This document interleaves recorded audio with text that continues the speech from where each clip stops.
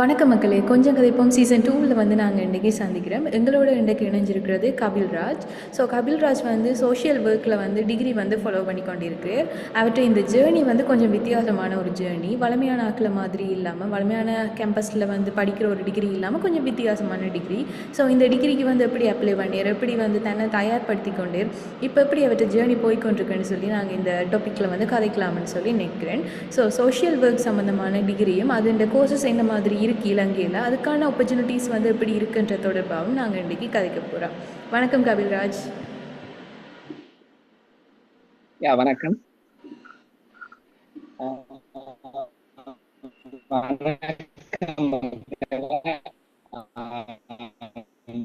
கொஞ்சம் என்னையும் ஒரு இந்த எக்ஸ்பீரியன்ஸை ஷேர் பண்ணதுக்கான சந்தர்ப்பத்தில் இருந்ததுக்கு ஃபர்ஸ்ட் ஆஃப் ஆல் அனைவருக்கும் ஃபர்ஸ்ட் ஆஃப் ஆல் உங்களுக்கு நன்றியை கூறிக்கொண்டு நாங்கள் ஸ்டார்ட் பண்ணுவோம். ஓகே. ஸோ நீங்கள் வந்து யாழ்ப்பாணம் மாவட்டத்தை சேர்ந்த ஒரு ஆள். சோஷியல் ஒர்க் டிகிரி வந்து என்ஐஎஸ்டியில் வந்து ஃபாலோ பண்ணிக்கிட்டு இருக்கிறீங்க. அதாவது நேஷனல் இன்ஸ்டிடியூட் ஆஃப் சோஷியல் தேசிய சமூக அபிவிருத்தி நிறுவனம். இது வந்து இலங்கை பல்கலைக்கழக மானியங்கள் ஆணைக்குழுவால் அங்கீகரிக்கப்பட்ட ஒரு பட்டம் வழங்கும் ஒரு நிறுவனம். கூடிய மாற்றத்தில் பல்கலைக்கழகமாக்கக்கூடிய செயற்பாடுகள் பல்கலைக்கழகத்துக்கு நிகரானது என்று சொல்லிக் கொள்ளலாம். ஸோ நீங்கள் வந்து இந்த டிசிஷன் வந்து எப்போ எடுத்தீங்க? உங்களோட ஏலெவல் ஜேர்னி வந்து எப்படி இருந்துச்சு? என்னவாக ஆசைப்பட்டீங்க? நீங்கள் நிறைய வந்து டிப்ளமாஸ் வந்து வேறு யூனிவர்சிட்டிஸில் வந்து முடிச்சிருக்கீங்க இல்லையா? கவுன்சிலிங் சம்மந்தமாகவும் பப்ளிக் லோ சம்மந்தமாகவும் முடிச்சிருக்கீங்க. அதை விட நிறைய வேறு சோஷியல் ஒர்க்ஸ்லேயும் வந்து இருக்கிறீங்க. ஸோ உங்களுக்கு இந்த சமூகம் தொடர்பான அக்கறை, இல்லாட்டி நான் ஒரு சோஷியல் ஒர்க்கில் தான் டிகிரி செய்ய போகிறேன் என்ற ஒரு முடிவு வந்து எப்போ எடுத்தீங்க? உங்களுடைய இந்த ஏலெவல் ஜேர்னி வந்து எப்படி இருந்துச்சுன்னு சொல்லி கொஞ்சம் சொல்லலாம்னு நினைக்கிறேன். ஃபர்ஸ்ட் ஆஃப் ஆல் வந்து நாங்கள் நினைக்கிறது வந்து நடக்கிறது வந்து சில விஷயங்கள் எதிர்பாராம நடக்கும். எந்த ஓய தொடக்கம் நான் எதிர்பார்த்தது வந்து ரோயரா வரணும், சட்டத்தரணி ஆகணும் தான் என்னுடைய கனவா இருந்துச்சு. அப்போ அதுக்கேற்ற மாதிரி தான் ஸ்டெப் போய்கொண்டு இருந்துச்சு. ஆர்ட்ஸ் முடிச்ச பிறகு டிப்ளமா சைக்காலஜி செய்யணும். அதுக்கு பிறகு ரிசர்ச் வந்துச்சு. பல்கலைக்கழகத்துக்கு செல்லக்கூடிய வாய்ப்பு இருந்தாலும் சட்டத்துறைக்கு செல்வதற்கான வாய்ப்பு வரவில்லை. அப்ப பிரைவேட்டா படிப்போம், இல்லாட்டி சேயன் கொட்டராவல் யூனிவர்சிட்டியில அப்ளை பண்ணுவோம் என்று பிளான் போட்டேன். அதே மாதிரி சேயன் கொட்டராவல் யூனிவர்சிட்டிக்கு போட்டு அங்கேயும் எல்எல்பிக்கான வாய்ப்பு கிடைத்தது. அதே சமயம் தான் என்ஐஎஸ்டி கொண்டு இறைச்சியாக சும்மா போன தட்டி கொண்டு இருக்கும் போது விண்ணப்பம் கோரப்பட்டது. விண்ணப்பத்தை பதிவு செய்யலேன், கிடைக்கும் என்ற நம்பிக்கை இல்லை. சும்மா என்னத்துக்கு அதை பத்தின எந்த விதமான தெரிவும் இல்லை. ஆனா சோஷியல் ஒர்க் செய்யணும் வந்து உள்ளுக்கு ஒரு உணர்வு ஒன்று இருந்துச்சு. அப்ப அப்ளை பண்ணினேன். பிறகு இன்டர்வியூக்கு கூப்பிட்டாங்க. அதுக்கு பிறகுதான் சோஷியல் ஒர்க் என்ற என்னென்ற ஒரு விடயம் வந்து தெரிய வந்தது. சோஷியல் ஒர்க் படிக்கணும் என்பதற்கான ஒரு ஆர்வம் தூண்டப்பட்டதுக்கான காரணம் எக்ஸாம் முடிச்ச பிறகு சிறகர் அமையம் மூலமாக ஒரு சமூக செயற்பாட்டில் ஈடுபட தொடங்கிய பிற்பாடு இந்த சமூக பணி என்ற விடயம் என்னோட உள் உணர்வுல இருந்தே வரப்பட்டதால சமூக பணி தொடர்பான ஆர்வம் இயல்பாகவே எனக்கு தெரியவில்லை அப்படின்னு ஆர்வம் இருக்கும் என்று அந்த ஆர்வத்தின் வெளிப்பாடாக சமூக பணி கல்விக்கான ஒரு உந்துதலாக அப்ளிகேஷன் போட்டோம், எக்ஸாம் எழுதினோம், இன்டர்வியூக்கு போனோம். இப்போது 3வது வருஷம் கம்ப்ளீட் பண்ணி ஃபைனல் இயருக்கு வரைக்கும் வந்துட்டோம். ஆகையோ சமூக பணி நாங்க படிக்கணும் என்ற உணர்வு வந்து இயல்பாகவே வந்தது. படிக்கணும் என்ற விஷயம் வரையில தண்டை பார்த்துலேயே இயல்பாக ஒரு விடயமாக வந்தது. இதற்கு ஒரு மறைமுகமான காரணமாக சிறகர் அமையத்தின் செயற்பாட்டின் மூலமாக சமூக அமைப்புகள் சார்ந்து செயற்பட்டதன் காரணமாகவும் சமூக பணி கல்வியை தெளிவு செய்வதற்கான காரணமாக அமைந்தது என கூற முடியும். ஓகே. உங்களோட இந்த ஜேர்னி வந்து இந்த சிறைகள் அமையம் என்ற அந்த சமூக அமைப்போடு இணைஞ்சு பயணிச்சதுலேருந்து ஆரம்பமாச்சுன்னு சொல்லியிருந்தீங்க அழகா. உண்மைதான். இன்றைக்கு வந்து நிறைய இளைஞர்கள் வந்து புதுசாக வந்து நிறைய அமைப்புகள் நிறுவனங்களில் இணைஞ்சு பணியாற்றி கொண்டிருக்கிறோம். எங்களுடைய இந்த சமுதாயத்தின் அடுத்த கட்ட மாற்றங்களுக்காக வேண்டி பணியாற்றி கொண்டு இருக்கிறோம்.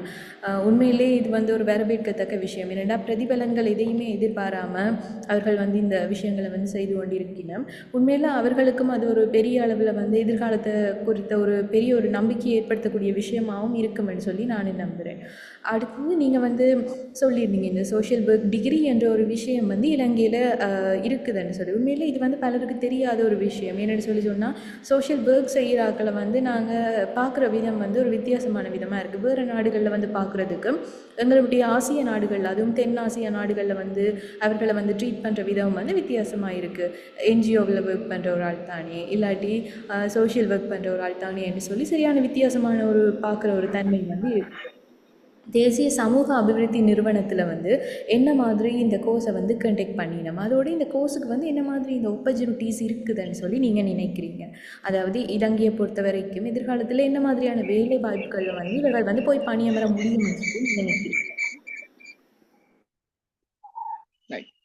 ஃபர்ஸ்ட் ஆஃப் ஆல் வந்து சமூக பணியினுடைய ஹிஸ்டரியை நாங்கள் பார்த்தோம்னா இலங்கையில சமூக பணி என்ற ஒரு விஷயத்தை கொண்டு வந்தது தேசிய சமூக அபிவிருத்தி நிறுவனம். ஆனால் ஆரம்பத்துல தேசிய சமூக அபிவிருத்தி நிறுவனம் என்ற பெயரை இருக்கிற 1952 இலங்கையில சமூக பணி கல்விக்கான ஒரு அத்திவார திட்டம் வந்து எங்களுடைய தேசிய சமூக அபிவிருத்தி நிறுவனம். 1952 இருந்து டிப்ளோமாவை கொண்டு வந்து 2000 பிற்பாடுதான் இளங்கரை, அதாவது இடமானி சமூக பணி என்ற ஒரு கற்கிணையை கொண்டு வந்தாங்க. அதற்கு பிறகு மாஸ்டர் ஆஃப் சோஷியல் ஒர்க்கை கொண்டு வந்தாங்க. இன்னும் அங்கார டிகிரி கொண்டு வரவில்லை. ஆனால் இப்ப வரைக்கும் முயற்சிகள் மேற்கொள்ளப்பட்டிருக்கு. பல்வேறுபட்ட வகையில் சோசியோலஜி சம்பந்தப்பட்ட டிகிரி கொண்டு வர போறாங்க. அதே சமயம் கவுன்சிலிங் சம்பந்தப்பட்ட டிகிரி கொண்டு வர போறாங்க. ஆந்த்ரோபோலஜி சம்பந்தப்பட்ட டிகிரி ஸ்டார்ட் பண்ண போறாங்க. அதே மாதிரி என்எஸ்டிக் இந்த முதியோர் தொடர்பான பராமரிப்பு சார்ந்த கற்கிணையை வந்து ஸ்டார்ட் பண்ண போறாங்க. பல்வேறு விதமான கற்கிணையை வந்து தேசிய சமூக அபிவிருத்தி நிறுவனம் வந்து ஸ்டார்ட் பண்ண போகுது. இலங்கையில சமூக பணியினுடைய தாய் என்று நாங்க சொல்ல போனா தேசிய சமூக அபிவிருத்தி நிறுவனம் தான். அதற்கு பிற்பாடு தேசிய சமூக அபிவிருத்தி நிறுவனத்தினுடைய வளர்ச்சிக்கு பிற்பாடு இலங்கையில் 2 பல்கலைக்கழகங்கள் தங்களுடைய பல்கலைக்கழகங்கள் சமூக பணி கல்வியை ஆரம்பித்துள்ளன. மிக முக்கியமாக பேராதனை யூனிவர்சிட்டி, அங்க பிஎஸ்டபிள்யூ எம்எஸ்டபிள்யூ ஸ்டார்ட் பண்ணி இருக்காங்க. ஏபுரல் யூனிவர்சிட்டி இப்ப ஸ்டார்ட் பண்ணி இப்பதான் 2 வருஷம் ஆகுது. அவங்க இப்ப பேச்சுலர்ஸ் ஆஃப் சோஷியல் ஒர்க் தான் செய்யறாங்க. அதுவும் பிஏ இன் சோஷியல் ஒர்க் தான் கொடுத்து கொண்டு இருக்காங்க ஏபுரல் யூனிவர்சிட்டி.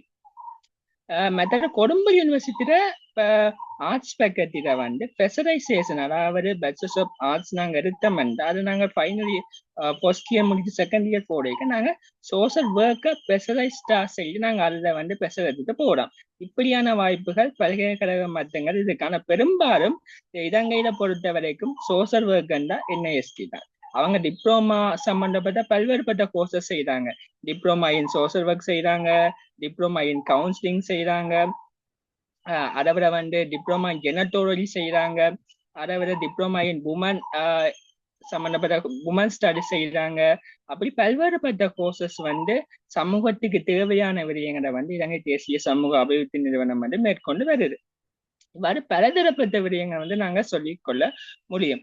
இலங்கையில பொறுத்த வரைக்கும் சமூக பணி என்பது இப்ப ஆரங்க நீ என்ன படிக்கிறான்னு கேட்டா சமூக பணின்னு சொன்னா அவங்களுடைய பார்வை வந்து நாங்க ஏதோ என்ன சொல்றது, ஏதோ சமூகத்துக்கு ஒவ்வாறு படிப்பை படிக்கிறோம் என்ற மாதிரி தான் அவங்க பிஹேவியர் வந்து வரும். ஆனா பக்கத்துல இருக்கிறவன் மெடிசின் டாக்டர் ஆர்ட்ஸ் படிக்கிறவன் சொன்னா கூட இப்ப எனக்கு நான் ஒரு சம்பவத்தை நான் பகிர்றேன். நானும் என் நண்பனும் யாழ்ப்பாண மத்திய பேருந்து நிலையத்தை இருக்கிறேன். நான் வந்து கொழும்புக்கு போகணும், பஸ்ஸுக்கு நிற்கிறேன்.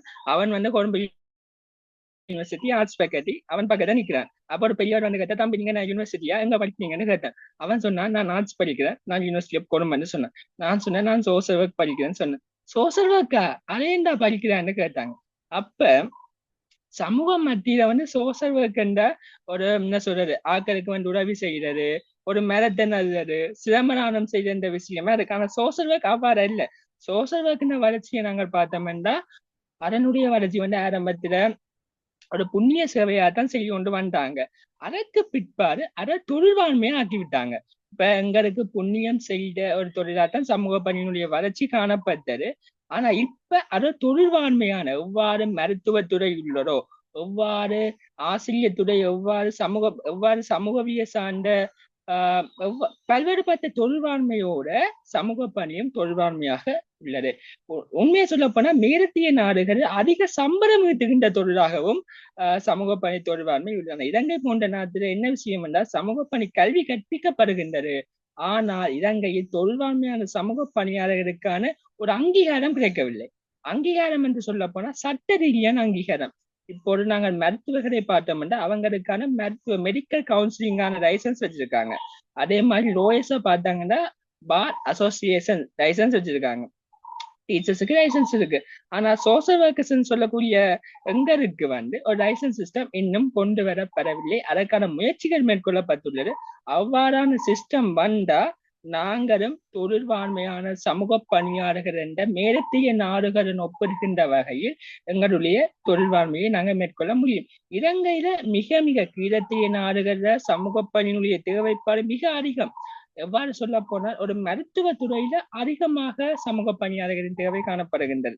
இப்போது சில இடங்களில் மருத்துவ ரீதியாக சமூக பணியாளர்கள் உள்ளனர். சில ஹாஸ்பிட்டல்ல கவுன்சிலிங் யூனிட்ல போனீங்கன்னா அங்க சோசியல் ஒர்க்கர்ஸ் 1-2 பேர் இருக்காங்க.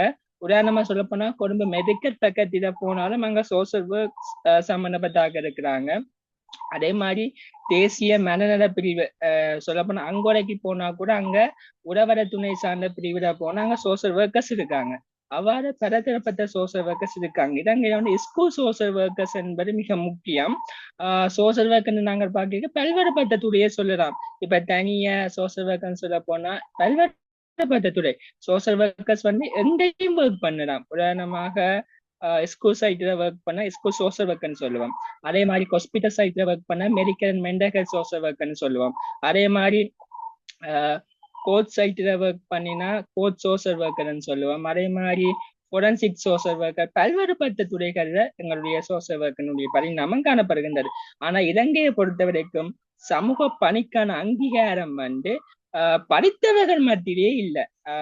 பல கூறுவார்கள் நீ என்ன சமூக பணி படிக்கிற அதை படிக்க என்ன செய்ய போறாது.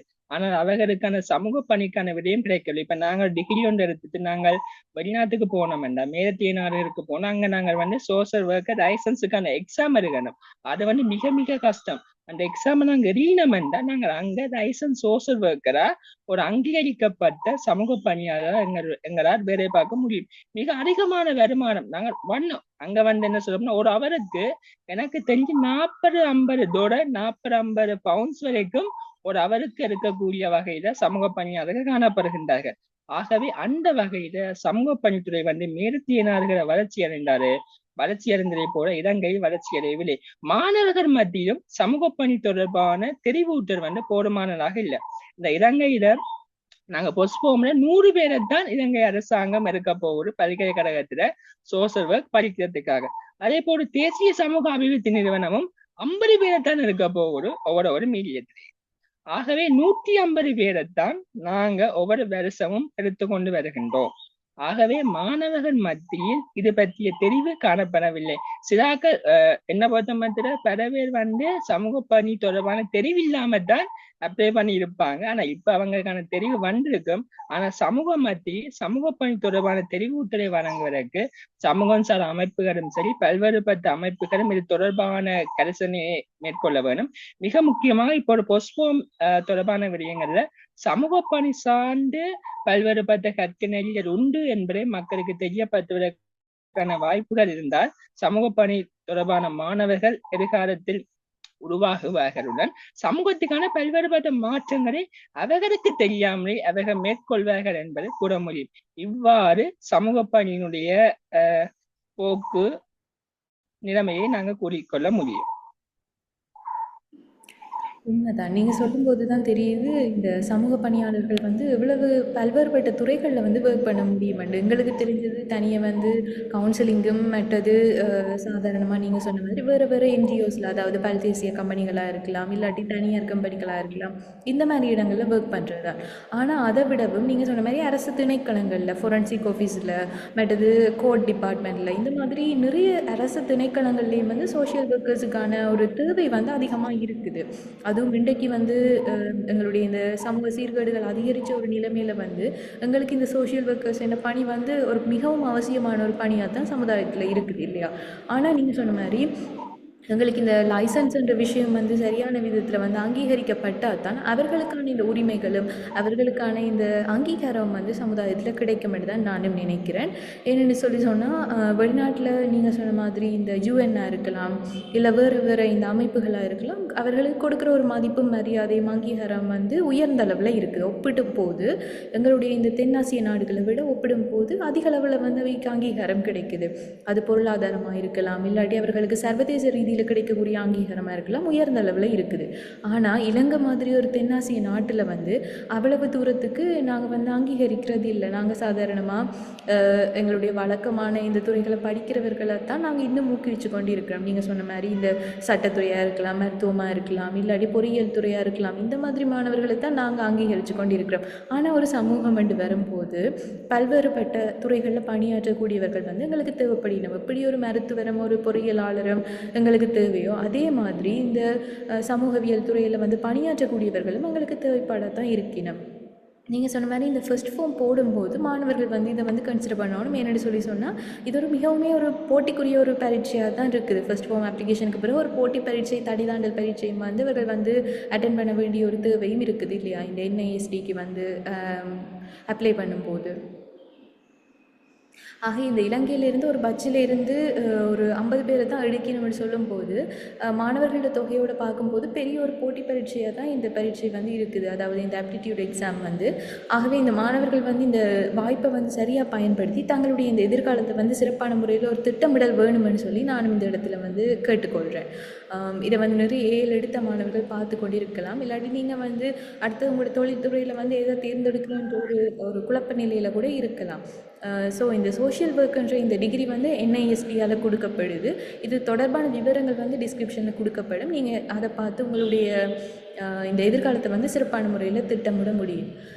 அடுத்தது இந்த ஆப்டிடியூட் எக்ஸாமுக்கு வரணும். இந்த ஆப்டிடியூட் எக்ஸாமுக்கு என்ன மாதிரியாக தங்கள் வந்து தயார்படுத்த முடியும்? ஏன்னா நீங்கள் சொன்ன மாதிரி ஒரு பட்சிலேருந்து 50 பேர் எடுக்கும்போது மிகவும் ஒரு போட்டி பரீட்சையாக இருக்க போகுது இல்லையா?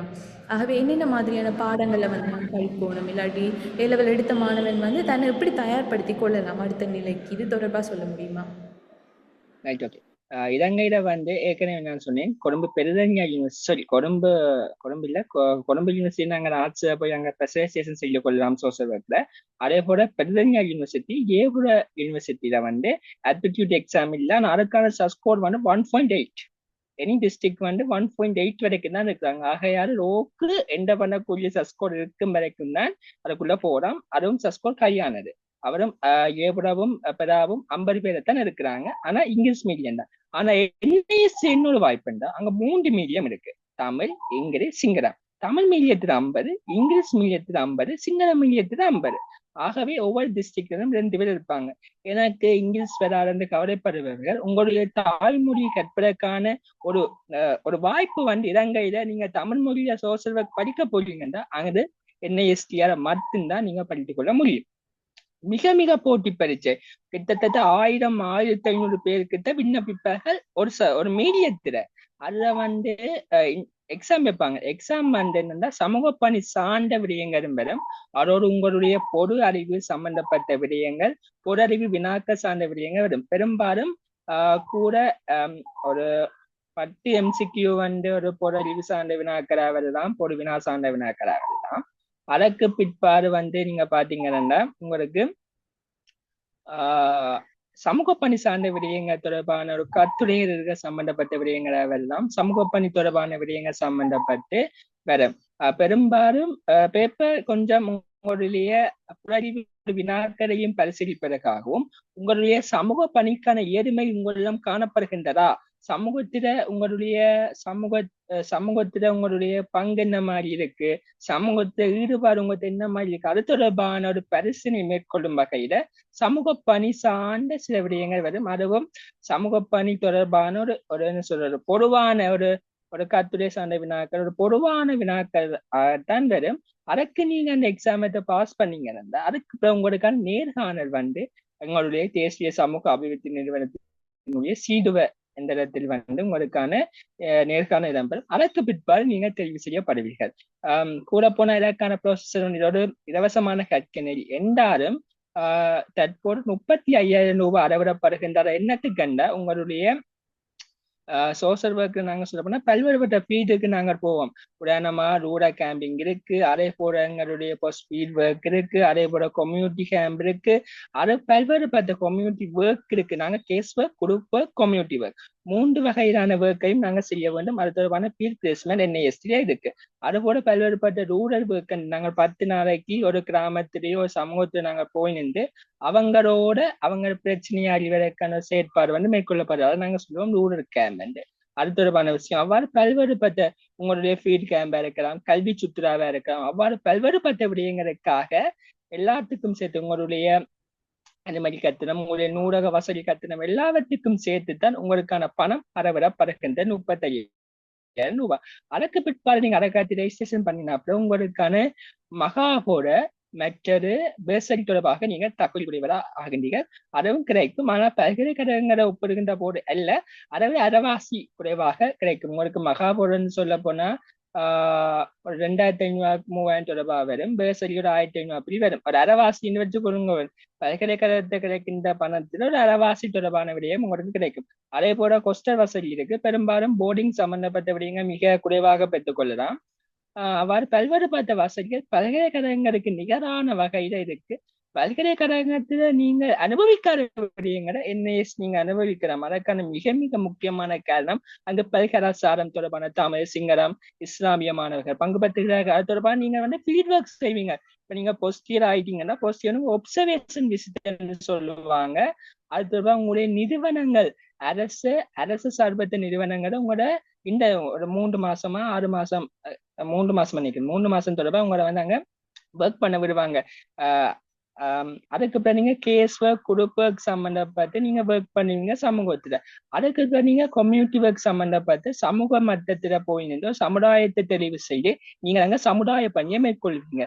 இவ்வாறு நீங்க மேற்கொள்ளிக்க உங்களுக்கான பல்வேறுபட்ட திறன்கள் வெறுமெனவே நாங்கள் பல்கலைக்கழகத்தில் புத்தக பூச்சிகளை தான் உருவாக்குகின்றோம் பெரும்பாலும் பல்வேறுபட்ட துறைகள். ஆனா சமூக பணி அவ்வாறு இல்லை.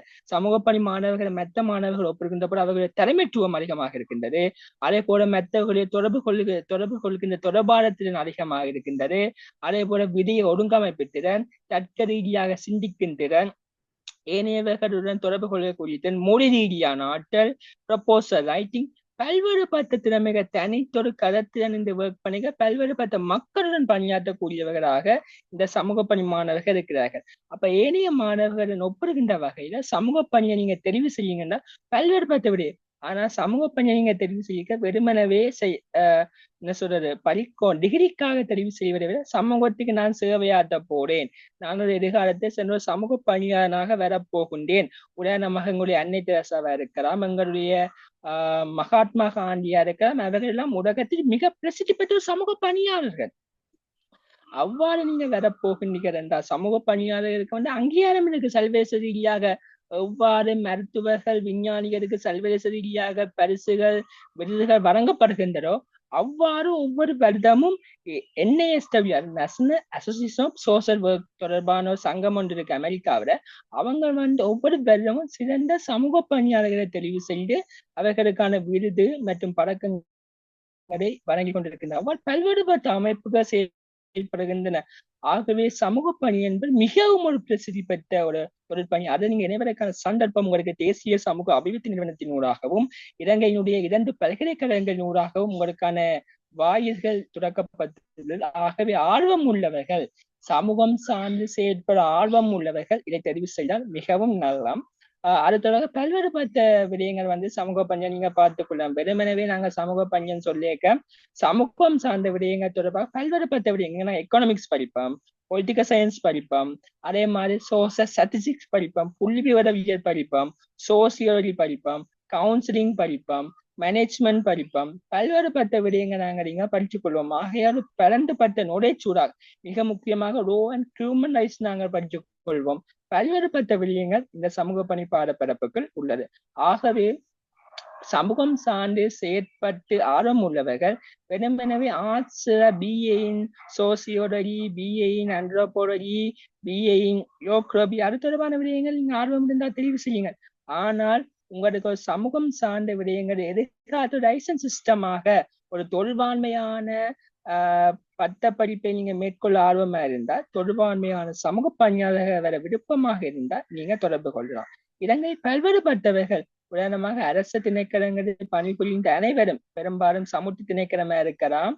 அவ்வாறு சமூக மக்களோடு தொடர்புடைய திணைக்களங்களில் பணிபுரிவர்கள் டிப்ளமா இன் சோஷியல் ஒர்க்கும் சரி, மாஸ்டர் ஆஃப் சோஷியல் ஒர்க், பெரும்பாலும் டிப்ளமா இன் கவுன்சிலிங் தொடர்பான விடயங்களை இலங்கை அரசு நிறுவனங்களில் பணிபுரிபவர்கள் தங்களுடைய தொழில் தேவைகளுக்காக வளர்த்து கொண்டு வருகின்றனர். அந்த வகையில் சமூக பணி என்பது மிகவும் முக்கியமானது. நீங்க சமூக பணி தொடர்பான விலையை நீங்க யூடியூப்ல சோஷியல் ஒர்க் என்று அடிச்சாலே சரி, அதாவது சோஷியல் ஒர்க் இன் அமெரிக்கா என்று அடிச்சீங்கன்னா பல்வேறுபட்ட விஷயங்கள் வரும். தங்களுடைய அனுபவங்களை சொல்லுவார்கள். இதை அமெரிக்காவில் சொல்ல போனா பல்வேறுபட்ட தொழில் வாய்ப்புகள், எங்களுக்கே தெரியாத வகையில் பல்வேறுபட்ட தொழில் வாய்ப்புகள் அமெரிக்காவில் உள்ளது.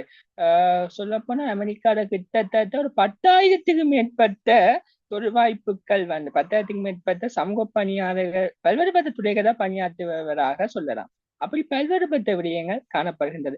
ஆகவே ஒன்று நான் கூட விரும்புகிறேன், நீங்கள் உங்களுக்கு சமூக பணி தொடர்பாக ஆர்வம் இருந்தால் சமூக பணி தொடர்பான கற்க ஆர்வம் இருந்தால் நீங்க படித்துக் கொள்ளலாம். இல்ல எனக்கு மெடிசின் படிப்பம் படிப்பம்னு சொன்னாலும் ஓகே, நீங்க படித்துக் கொள்ளுங்க. அதை விட நாங்க டிப்ளோமா கொடுக்குறோம், HND கொடுக்குறோம். நீங்க அது தொடர்பான கற்கனையை நீங்க படித்துக் கொள்ள முடியும். டிப்ளமா இன் சோஷியல் ஒர்க் செய்து கொள்ளலாம், இன் சோஷியல் ஒர்க் செய்து கொள்ளலாம். NSS செய்ய விருப்பம் இல்லாது ஜேவர்தனபுர யூனிவர்சிட்டியிலையும் டிப்ளமா இன் சோஷியல் ஒர்க் தொடர்பான விடயங்கள் சொல்லப்படுகிறது. ஆகவே உங்களுக்கு சமூக பணி தொடர்பாக கற்க ஆர்வம் இருந்தால் வெறுமனவே டிகிரி மட்டும் இருக்கணும் அவசியம் இல்லை, டிப்ளமாவை நீங்க படித்துக் கொள்ள முடியும். இப்ப பெரும்பாலும் அனைத்து துறைகளும் இலங்கை பொறுத்த வகையில் நாங்கள் அனைவரும் ஒரு உளவியல் ரீதியாக தெரிந்தோ தெரியாமலோ பாதிக்கப்பட்டிருக்கோமா நிரசனமான உண்மை, அதை மறுக்கக்கூடிய வகையில் இல்லை. இந்த வகை அனைவரும் டிப்ளமா இன் கவுன்சிலிங் தொடர்பான விஷயங்கள், சைக்காலஜி சம்பந்தமான விஷயங்கள் அனைவரும் படித்துக் கொண்டிருக்கிறார்கள். ஆகவே அவ்வாறான விடயங்களை நீங்க எங்களுடைய NIST படித்துக் கொள்ள முடியும். அந்த வகையில் சமூக பணி தொடர்பான வாய்ப்புகளை உங்களுக்கான வாய்ப்புகள் திறக்கப்பட்டுள்ளது. ஆகவே நீங்க தவற விடாது. NISTல சோஷியல் ஒர்க் மட்டும் இல்ல, இனிவரும் காலங்களே சோசியோலஜி ஸ்டார்ட் பண்ண போறாங்க டிகிரி, அதோட ஆந்த்ரோபாலஜி ஸ்டார்ட் பண்ண போறாங்க, அதோட கவுன்சிலிங் இலங்கையில அரச பல்கலைக்கழகங்கள் இல்லாத வகையில கவுன்சிலிங் டிகிரி ஸ்டார்ட் பண்ண போறாங்க.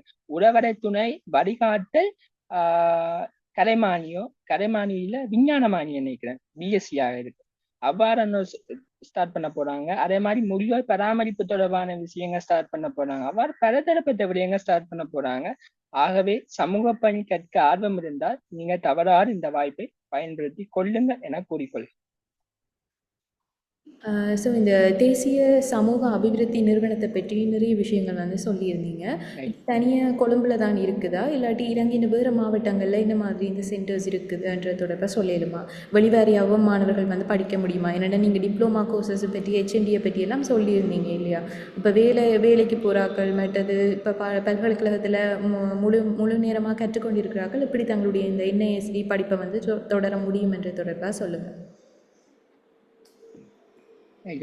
இலங்கையில எவ்வாறு இலங்கை திறந்த பல்கலைக்கழகம் பல்வேறுபட்ட பிரிவுகளை பல்வேறுபட்ட மாவட்டங்களை வைத்திருக்கின்றதோ அவ்வாறுதான் இலங்கை தேசிய சமூக அபிவிருத்தி நிறுவனமும் பல்வேறுபட்ட பிரிவுகளை மாவட்டங்கள் வைத்துள்ளோம். உதாரணமாக வடமாகாணத்தை பொறுத்தவரை யாழ்ப்பாணத்தில் ஒரு சென்றும் கிளிநொச்சி கச்சேரி, அந்த கிளிநொச்சி கச்சேரி படை ஆபீஸ்ல தேசிய சமூக அபிவிருத்தி நிறுவனத்துக்கு இடம் இருக்கு, அங்க இருக்கு. அதை விட அனுராதபுரம் தொடர்பான அனுராதபுரத்திலையும் இருக்கு. அதே போல பர்டிகுலர் சைட் அம்பார சைட்லையும் இருக்கு. அதே போல அங்க மடேகம் சைட் போனாலும் அங்கேயும் ஒரு சென்டர்ஸ் இருக்கு.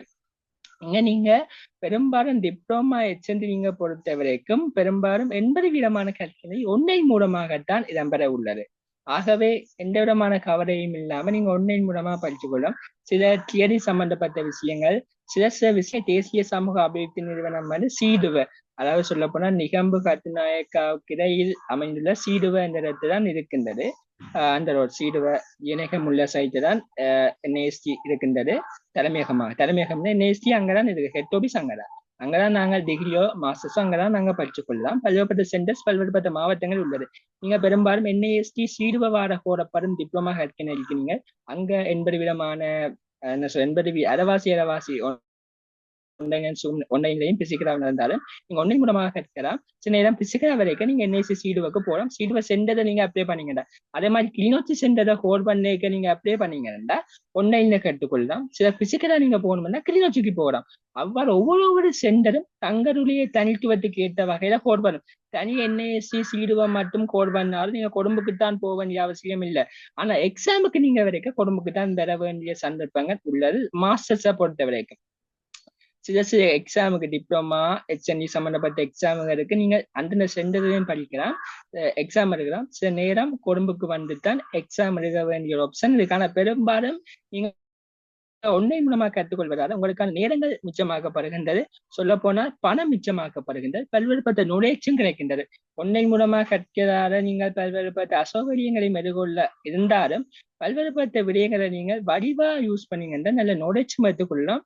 மற்றது உங்களுக்கான ஃபீட்பேக் இருக்கிற வழியா நீங்க வடிவா பயன்படுத்திக் கொள்ளலாம். பெரும்பாலும் பிசிக்கல் ஒன்லைனா இருக்கு. நீங்க கட்டாயம் தலைமையகத்துக்கு சீடுவக்கு கொழும்பு சைத்துல வந்தா நீங்க படிக்கணும்.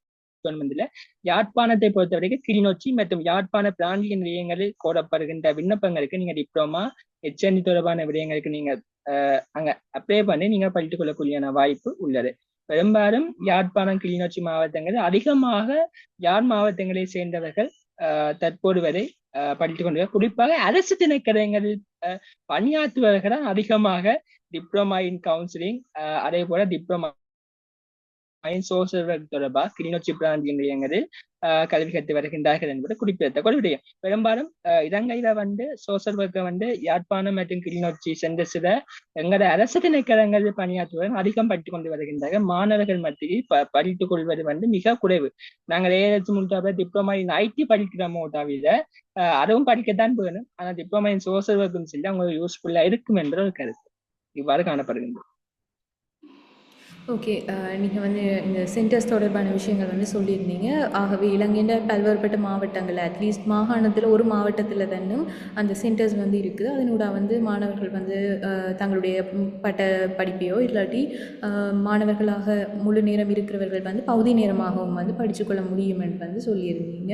அடுத்தது இந்த சோஷியல் ஒர்க் டிகிரி படிக்கிறாக்களுக்கும் அது சோஷியல் ஒர்க் டிகிரி படிச்சுட்டு அந்த வேலைக்கு போகிறாக்களுக்கு சாதாரணமாக சமூக சேவையாளர்கள்னு தங்களை சொல்லக்கூடிய ஆக்களுக்கும் இடையில் என்ன மாதிரி இந்த வேறுபாடு இருக்குது? இவை இந்த ஸ்கில்ஸ் எப்படி இங்கே வேறுபடுதுன்ற தொடர்பாக சொல்ல முடியுமா உங்களுக்கு? ரைட். ஓகே, முதலாவது சமூக பணியாளர்கள் என்பது நாங்கள் சொல்லியிருக்கோம். இப்போ டாக்டர்ஸ் சொல்லுவாங்க எம்பிபிஎஸ் படிச்சாதான் டாக்டர்ஸ். இப்ப பல்வேறுபட்ட போலி டாக்டர்ஸ் இருக்கிறாங்க தானே, அப்படித்தான் சமூக பணியாளர்கள் மற்றவங்க சொல்லி கொண்டிருக்காங்க. சமூக பணியாளர்கள் என்பது கல்வி ரீதியாக கற்றவர்கள் மட்டும்தான் தங்களை சமூக பணியாளர்கள் என்ற அங்கீகாரம் தொழில்வாண்மையான சமூக பணியாளர் நாங்க சொல்லியிருக்கோம். அங்க அதாவது எஜுகேஷன் குவாலிபிகேஷனை தான் நாங்க மென்ஷன் பண்ணி சொல்லுவோம். ஆகவே இலங்கையை பொறுத்த வரைக்கும் சமூக பணியாளர்கள் பல்வேறுபட்ட ஒரு மலத்தை கொடுத்தா ஒரு ரோட் போட்டா பல்வேறுபட்ட உறவுகளை செய்ய தாங்க சமூக பணி செய்யும் சொல்லுவோம். சமூக பணியினுடைய பிரதான நோக்கு மக்களை தாங்களாகவே இயங்கக்கூடிய வகையில் வரவுற்று, அதாவது சொல்லுவார்கள் மீனை பிடிச்சு கொடுக்கிறது மட்டுமல்ல மீனை பிடிப்பதற்கு உதவி செய்ததான் சமூக பணி. சமூக பணி என்ன செய்யணும்னா பல்வேறுபட்ட கண்ணோட்டம் மக்களுக்கு இல்ல.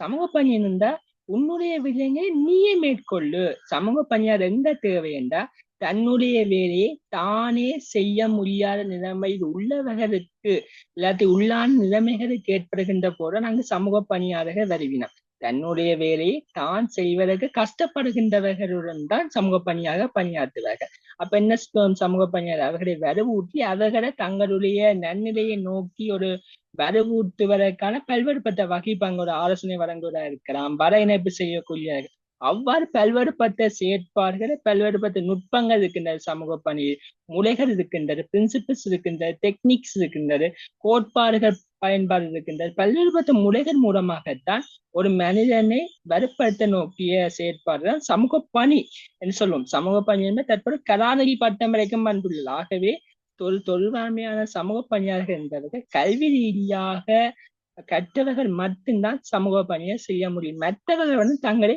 சமூக சேவையாளர்கள் என்றுதான் அடையாளப்படுத்த முடியுமே தவிர சமூக பணியாளர்கள் என்று அடையாளப்படுத்துவது மிக தவறான ஒரு விடயம். யாரை பார்த்தாலும் சமூக பணியாளர்கள் சமூக பணி செய்யலேன்.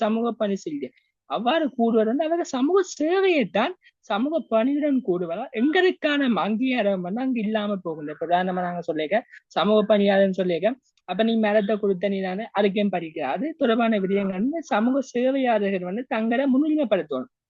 இலங்கையில சமூக சேவைக்கும் சமூக பணிக்கும் இடையிலான டிஃபரன்ஸ் வந்து யாருக்கும் தெரியாது.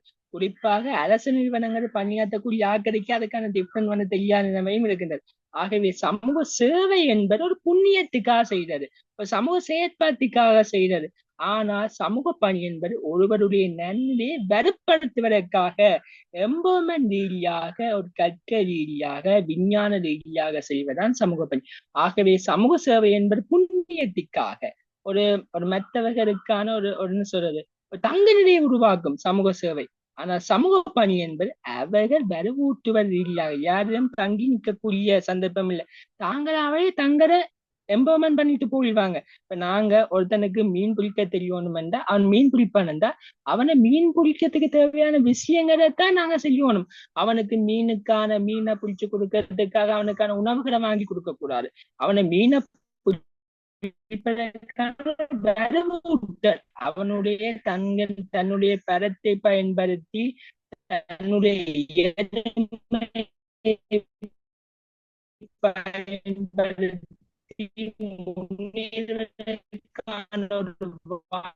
ஒரு வரவூட்டுறதான் செவரார் மட்டும்தான் பெறாத வழியார சஷ்டம் ஒன்று வந்தா பிறகு இது தொடர்பான வேறுபாடு இல்லாமையே போயிடும். ஆகையா சமூக பணி என்பது வேறு, சமூக சேவை என்பது வேறு. சமூக சேவை புண்ணியத்துக்காக செய்கிறது, அந்த சமூக பணி அவ்வாறு அல்ல என்ற தொடர்பான விடயம் மக்கள் மத்தியில் ஏற்படுத்த வேண்டியது மிக கட்டாயம்.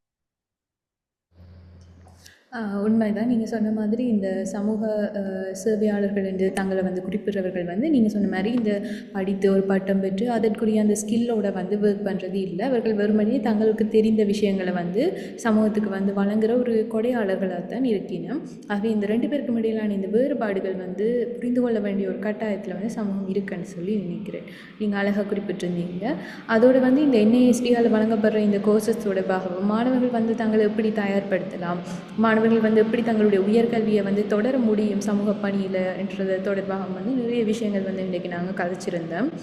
தேங்க்யூ கபில்ராஜ். உங்களுடைய இந்த பட்டப்படிப்பு நிறைவடைய போகிற இந்த தருணத்தில் வந்து எங்களோட வந்து நீங்கள் கலந்துரையாடினதுலேயும் இந்த மாணவர்களை உற்சாகப்படுத்துறதுக்காக உங்களுடைய இந்த அனுபவங்களை வந்து பகிர்ந்து கொண்டதுலேயும் நாங்கள் வந்து மிக்க மகிழ்ச்சி அடைகிறோம். நன்றி. வாய்ப்புகளை வழங்கிய கொஞ்சம் கரைப்பம் என்ற யூடியூப் பக்கத்துக்கு மிக்க நன்றிகள். ஆகவே நான் இறுதியாக கூறுகிறேன், சமூக பணி என்பது இலங்கை வளர்ச்சியடையக்கூடிய தொடர்பாண்மை. ஆகவே இந்த வாய்ப்பை பயன்படுத்தி உங்களுடைய ஆளுமையை வெற்றி செய்து கொள்ளுங்கள். ஆகவே வாய்ப்புக்கு நன்றி கூறி விடைபெற்று செல்வோம். நன்றி, வணக்கம். ஓகே, நன்றி மக்களே. மறுபடியும் இன்னொரு எபிசோடில் சந்திப்பேன்.